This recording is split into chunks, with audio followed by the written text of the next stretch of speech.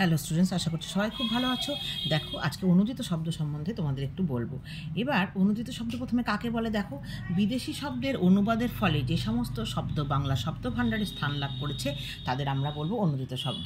আবার বলছি, দেখো, বিদেশি শব্দের অনুবাদের ফলে যে সমস্ত শব্দ বাংলা শব্দ ভাণ্ডারে স্থান লাভ করেছে তাদের আমরা বলবো কিন্তু অনুদিত শব্দ। কেমন?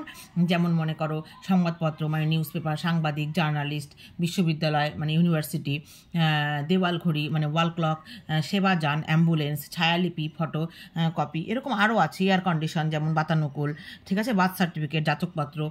তো যাই হোক, এই শব্দগুলো কিন্তু বিদেশি শব্দ। কিছু কিছু ইংরেজি থেকেও, ইংরেজি ভাষা থেকেও আসছে, আবার কিছু অন্য ভাষা থেকেও আসছে। তো এই শব্দগুলো এসে কিন্তু আমাদের এই বাংলা শব্দ ভাণ্ডারে কিন্তু স্থান লাভ করেছে।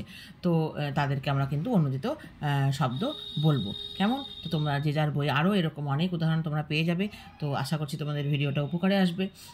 তো তোমাদের যদি ভালো লেগে থাকে বন্ধুদের মধ্যে একটু শেয়ার করে দিও, আর চ্যানেলটাকে ভালো লাগলে একটু লাইক করে দিও, কেমন, আর সাবস্ক্রাইব করে দিও।